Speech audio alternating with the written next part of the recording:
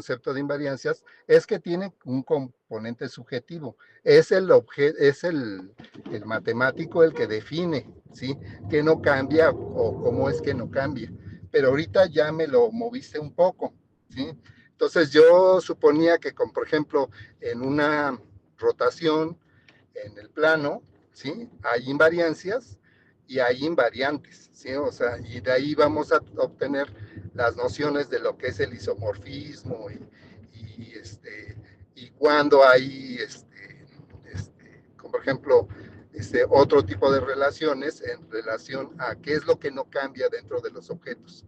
Entonces, mi duda ahorita está en relación a que se pueda definir ya el concepto un poquito más fino, porque ahorita queda muy, muy burdo. No me queda claro qué es el objeto que llamamos invariancias. Perdón, igual y soy el único que no ha entendido el concepto muy claro.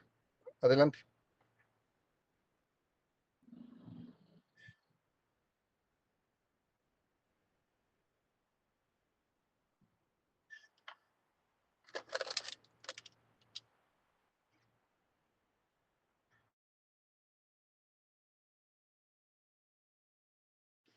Es pregunta porque yo quisiera saber cómo se define este concepto matemático. O sea, ¿qué es una invariancia? ¿No? Y en función de eso poder establecer nociones de relaciones estructurales con otros objetos de la matemática. Y entonces ya sí, esta idea de lo didáctico me queda más clara. Perdón, es que ahí tengo ya dudas francas, ¿eh?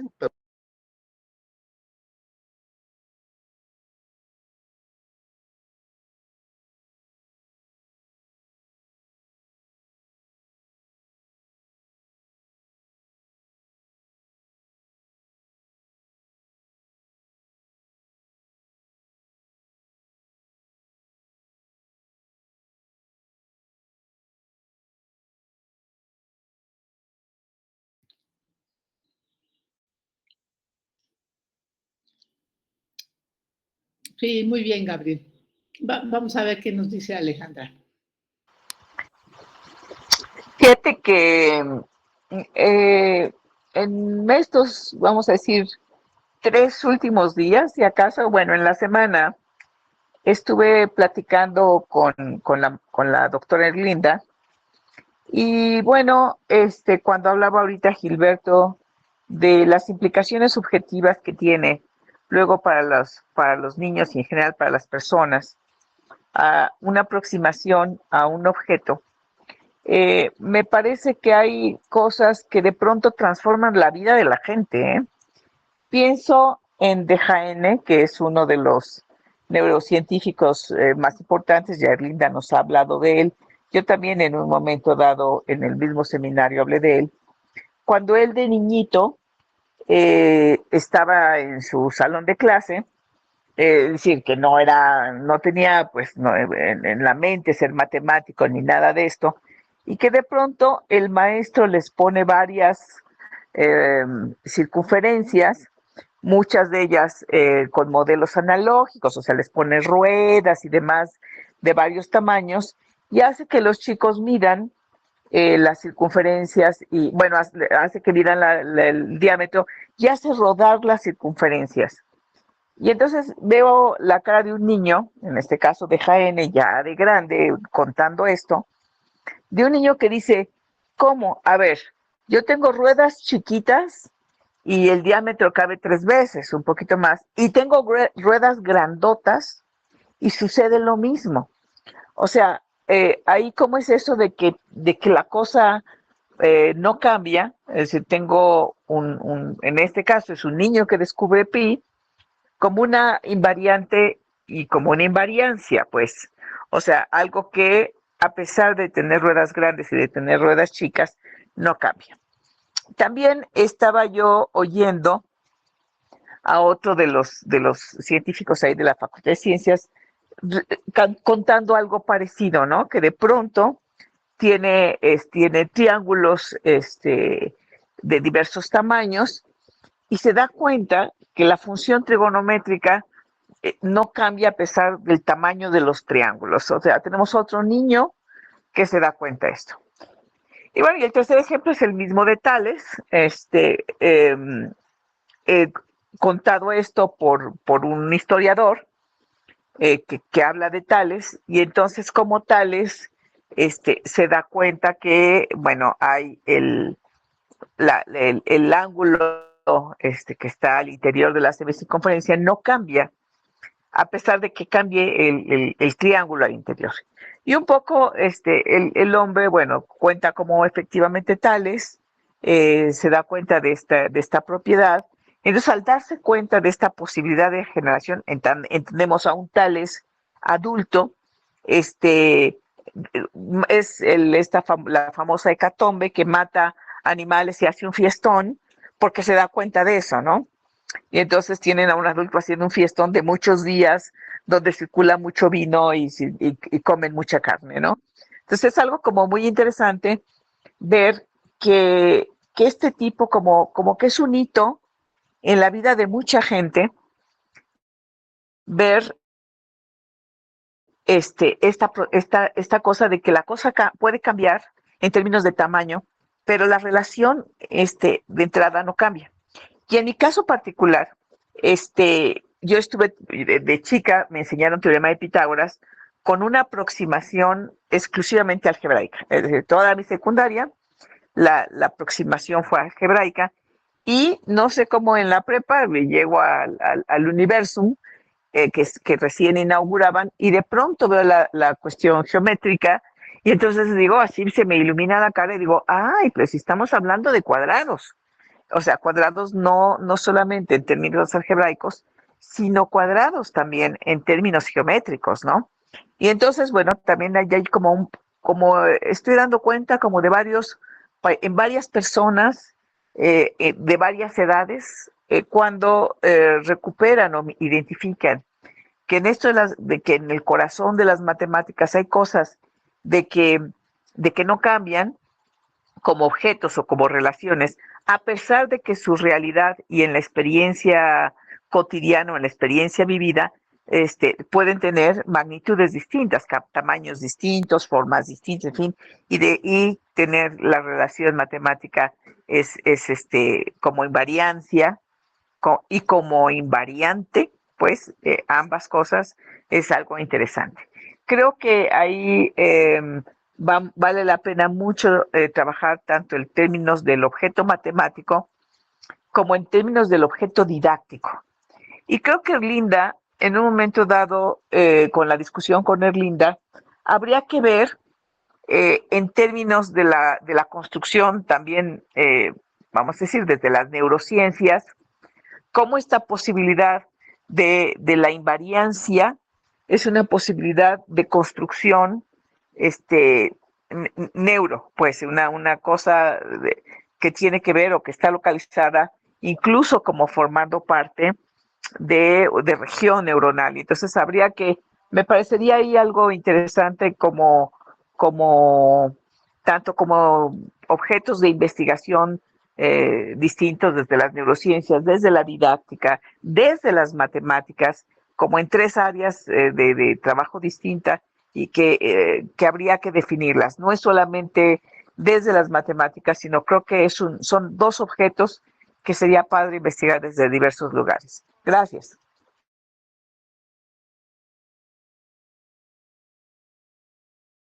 No sé, Linda, si tiene algo que decir.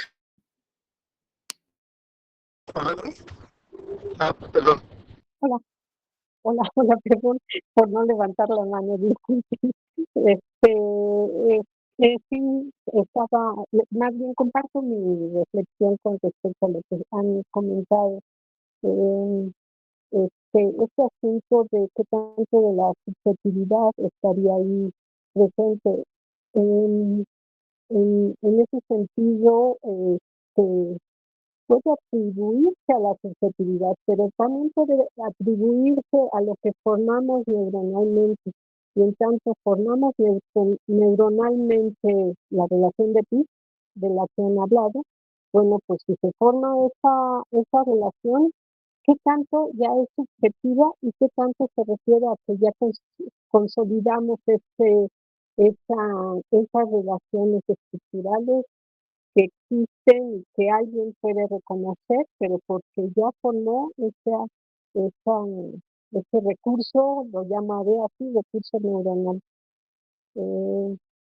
a donde podemos como que plantear sobre la mesa qué tanto es susceptibilidad y qué tanto efectivamente estamos refiriéndonos ya a otro ámbito que se refiere precisamente a eso de las neurociencias y que sí lo hace un individuo a la hora que está aprendiendo el PIB, pero que en tanto reconoce esas relaciones y esa estructura, pues ya deja de ser subjetivo, ¿no? Bueno, así lo pensaría. Gracias.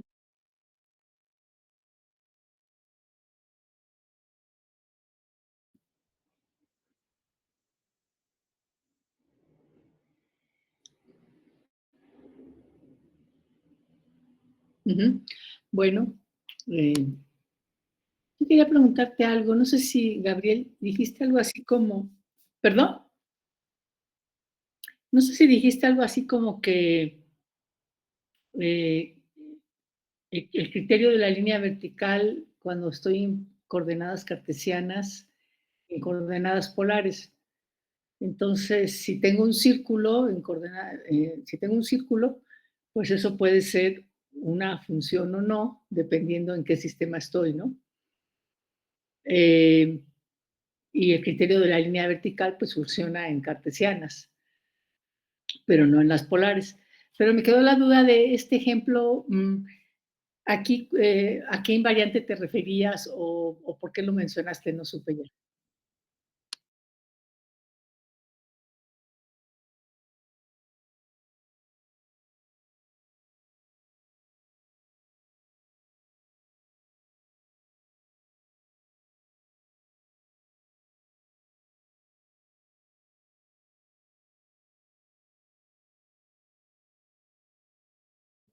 Ok.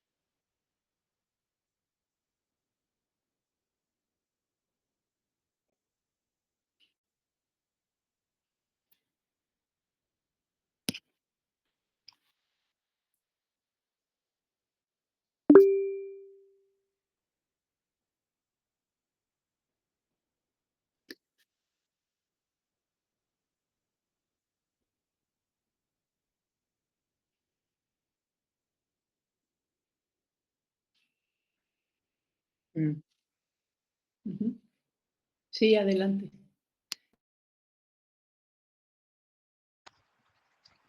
Fíjate que ahí en una de las diapositivas manejabas el término de afordanzas o de afordancias. En el caso de matemáticas, a ver, me parece que en el de los estudiantes futuros, ahí, uso de o afordancias como textos dinámicos para evidenciar propiedades. Esta idea de afordancia, que es bueno, yo sabía que viene primero un poco de lo que le llaman la psicología ergonómica o los estudios ergonómicos, en general, no solamente de psicología, que tiene que ver con el hecho mm, de que, de que tú tienes cosas que intuitivamente o por la ergonomía misma sabes cómo funcionan. Por ejemplo, si tú llegas a una puerta y ves, no sé, pienso de estas, eh, no sé, llegas y ves que tienes una manija o llegas y tienes un tubo y tú dices, bueno, puedo tener dos opciones para abrir la puerta, o jalo o empujo. y generalmente pues jalo o empujo del tubo de la manija, pues. Es decir, no hay una instrucción que te diga cómo usarlo. Entonces hay como una cosa, como una cosa natural, ¿no? No esto, digamos, en objetos o en cosas que tú sabes cómo funcionan. En el caso, de las afordancias como textos dinámicos, tú sabes, o bueno, cuando uno maneja Cabri, y las primeras aproximaciones que uno tiene al manipular, por ejemplo, pienso en los triángulos, tú manipulas, digamos, cuando se puede, manipulas un vértice y tú dices, bueno, finalmente voy a tener, empiezas a manipular y hay de alguna manera una intuición que te lleva a decir, si yo muevo el vértice, si es posible mover el vértice, el triángulo, o sea, lo que va a seguir conservando va a ser el triángulo. Incluso cuando el triángulo se convierta en línea recta, ahí es cuando los chicos o los mismos futuros docentes pueden decir, ah, caray, puede ser que sí, en esta idea de sí sigue siendo triángulo como de área cero, pero sí sigue triángulo, sigue siendo triángulo, pues la cosa se conserva. O sea, es invariante la forma con respecto a ese movimiento, ¿no? Pero no sé tú cómo estás o cómo está viendo la literatura este uso de la afordancia.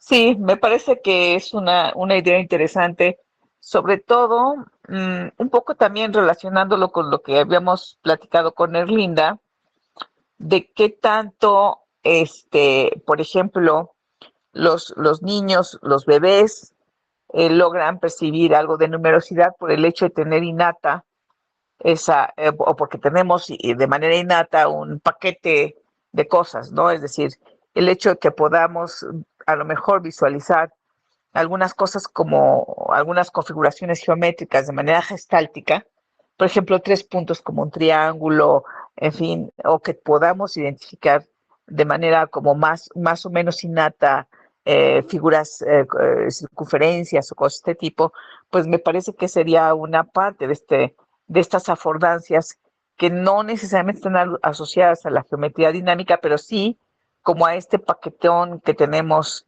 ya como preinstalados los seres humanos en términos matemáticos, ¿no? Y que estaría interesante. Gracias.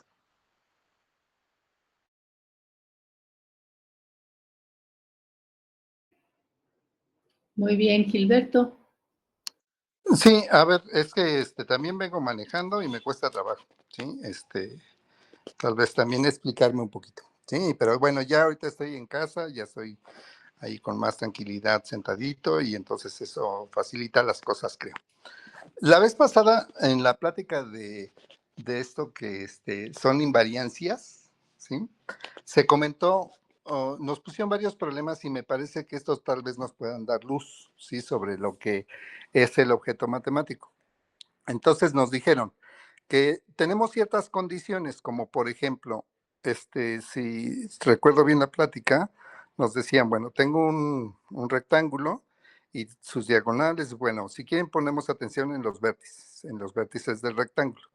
Entonces, si yo no hiciera cambiar esos vértices de este rectángulo que está inscrito en una circunferencia y quisiera cambiar las figuras que de alguna manera están inscritas en ella, ¿qué puedo dibujar? Entonces podríamos decir, bueno, puedo generar una elipse, ¿sí? Porque la elipse podríamos decir que está inscrita, ¿no? Tal vez podemos dibujar una hipérbola, ¿sí? Porque la hipérbola, de alguna manera, sus puntos pueden coincidir con los vértices del rectángulo. Y entonces estas condiciones iniciales que hemos puesto, ¿sí? Yo en la plática anterior las entendía como invariancias, o sea, y ahí es donde ya empieza ahorita mi duda, que bueno, se alinea con lo que también Gabriel menciona en cierto momento, porque dice, son las condiciones que soportan. Entonces yo, como lo había entendido la vez pasada, y como ahorita en función de la plática que tenemos también lo entiendo, está en que estas transformaciones en el plano tienen ciertas condiciones que son necesarias definir y que, bueno, en algún discurso que escuché a Alejandra, son las condiciones necesarias y suficientes para que se dé la transformación. Entonces, en ese sentido, ¿sí? Estas están definidas desde una subjetividad, ¿sí?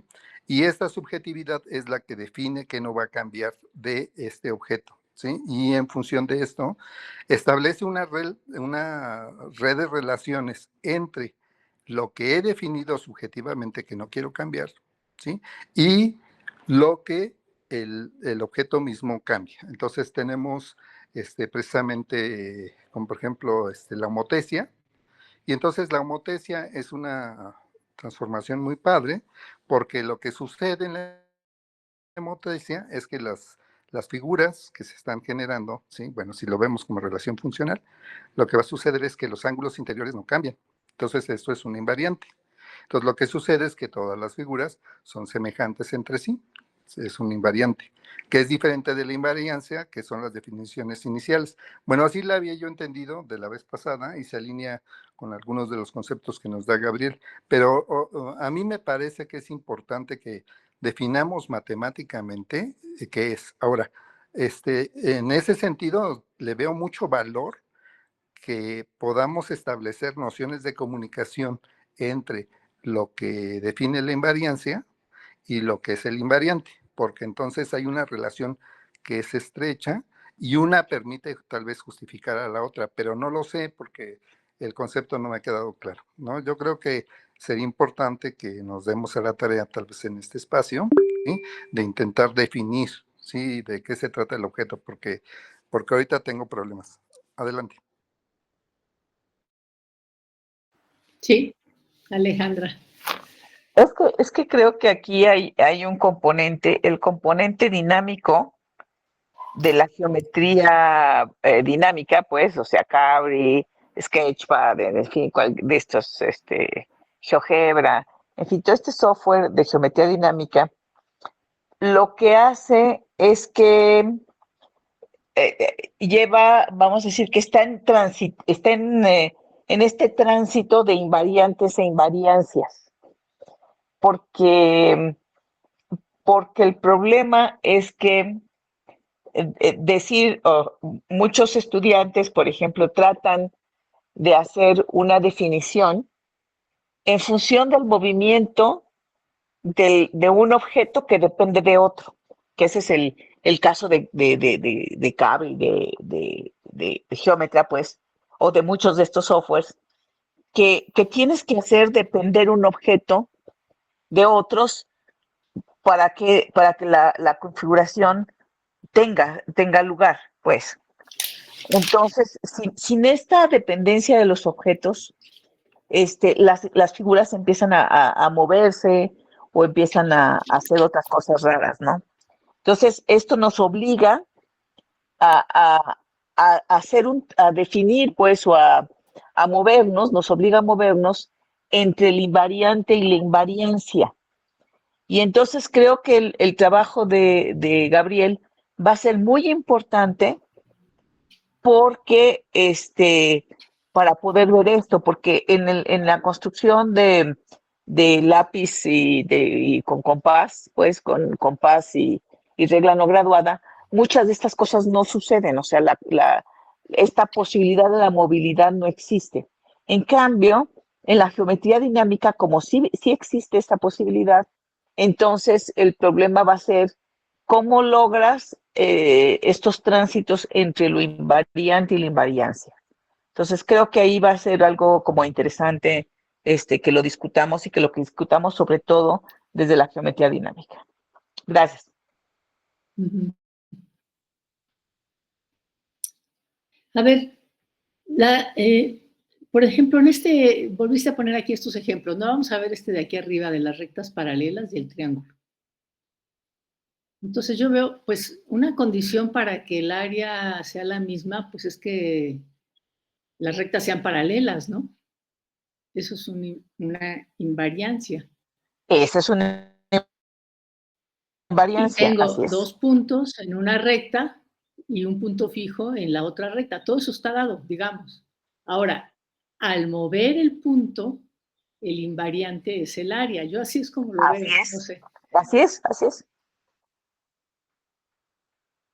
¿Ok?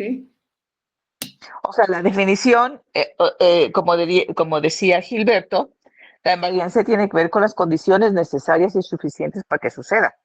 Pero también es un elemento subjetivo y creo que introduce un tema al discurso matemático que es importante, precisamente en términos de argumentación. Pero Sí, ¿a qué pero te refieres con subjetivo? Perdón.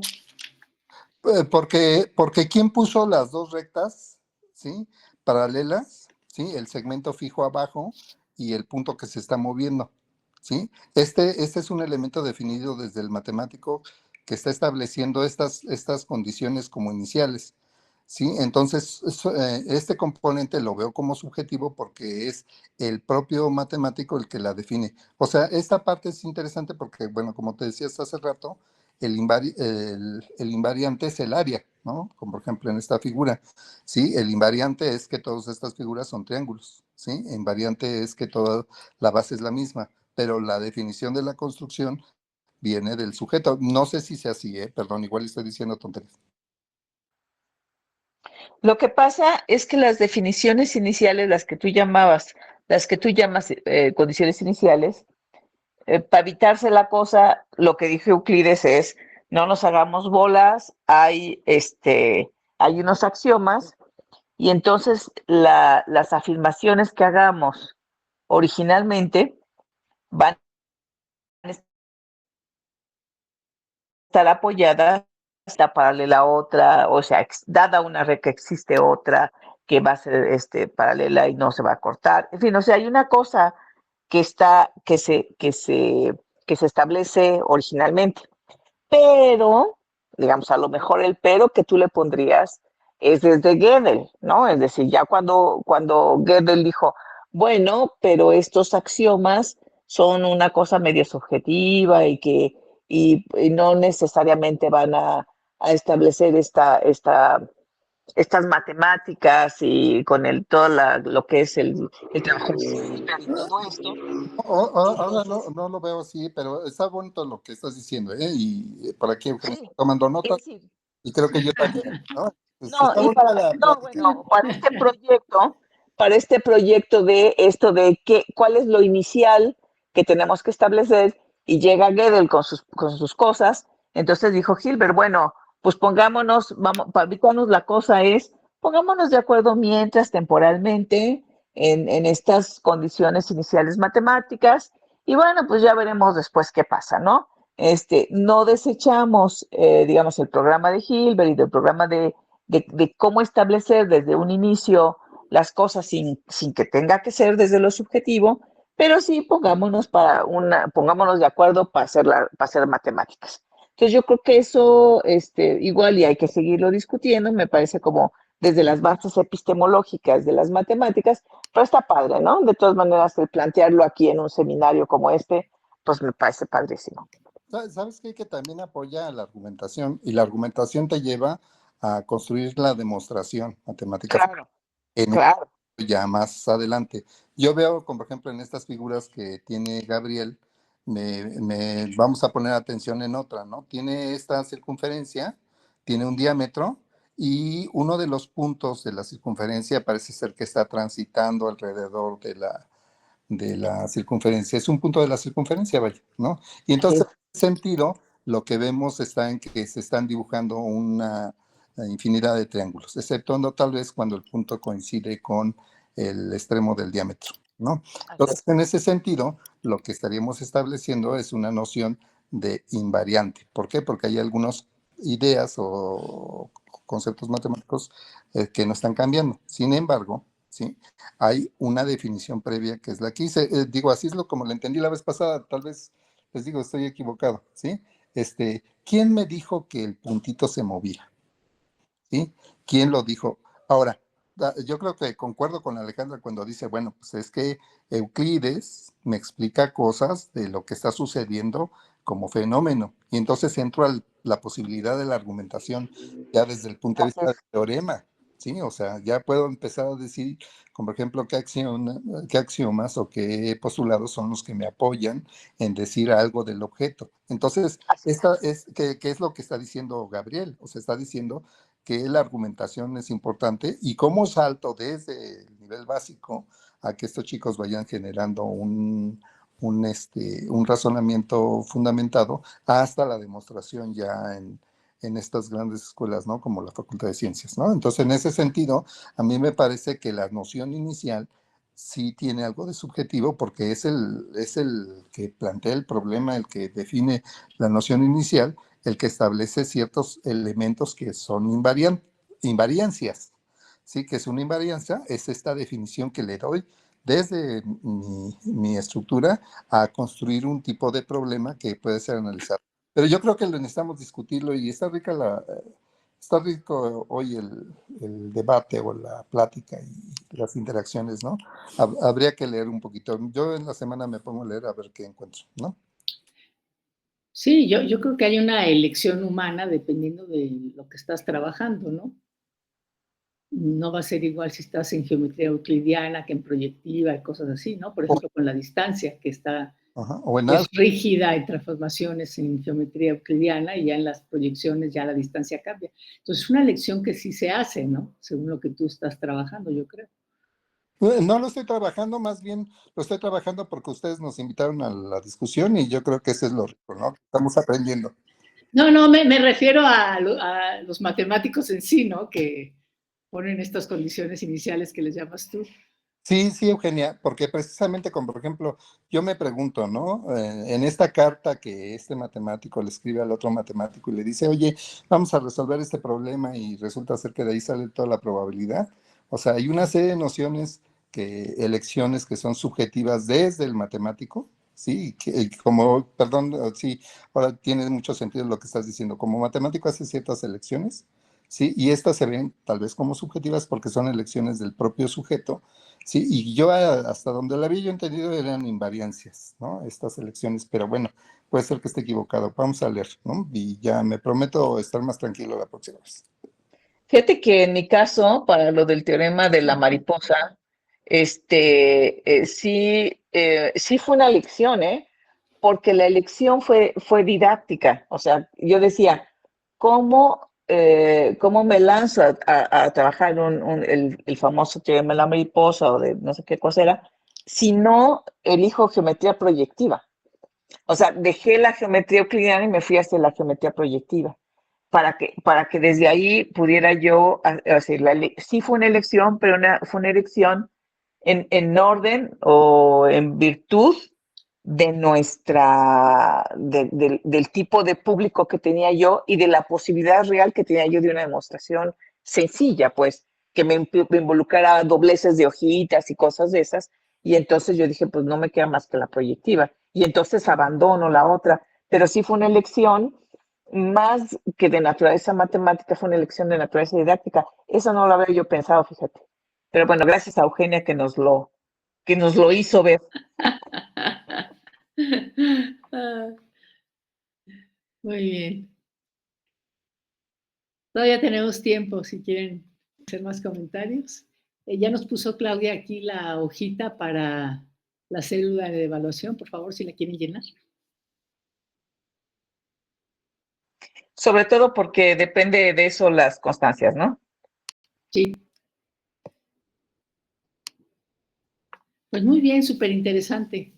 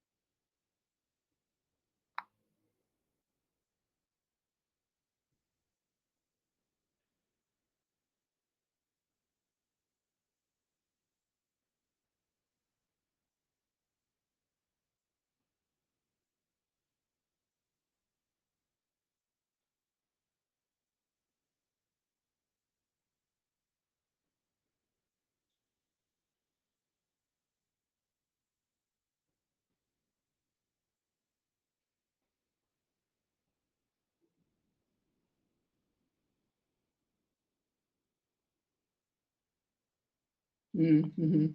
Muy bien, pues padre. Sí, muy bien. Bueno, en el módulo 14 seguiremos.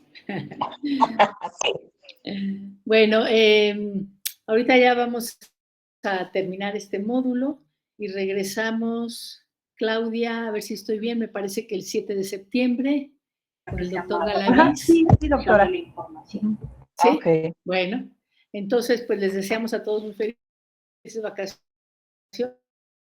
Alejandra, ¿quieres cerrar? No, pues nada más para darle las gracias a Eugenia, que pues gracias, estuvo muy bien, con muchos ponentes. Bien, ojalá nos compartas la grabación, aquella que hicimos el cambio a Zoom para poderla tener. También grabación a esta, creo que debimos haberla grabado. Pero Sí, bueno, la de muy Andrés, bien. ¿no? Sí, la de Andrés, pero bueno. Sí, pero igual Gabriel nos puede compartir la presentación, ¿no? También para referencias y todo eso, Sí, estaría interesante. sí, porfis, y la de Andrés, y bueno, pues darles las Ahorita se la gracias, pido. Eugenia, a todos, a Claudia, que como siempre ha sido de nuestro apoyo, y bueno, pues nos vemos el 7 de septiembre, ya tenemos la primera conferencia, así que pues es cosa de dar continuidad a este programa. Vamos a trabajar algunos equipos ya, así que pues qué gusto que sigamos en este seminario tan fuerte. Gracias. Gracias a todos, nos vemos. Nos vemos en septiembre. Hasta luego. Gracias. Gracias, Gabriel. Hasta Gracias, luego, Claudia. hasta luego. Gracias, Felices Gabriel. Muy bien, vacaciones. felicidades. Hasta luego, buenas tardes. Gracias. Chao. Hasta luego.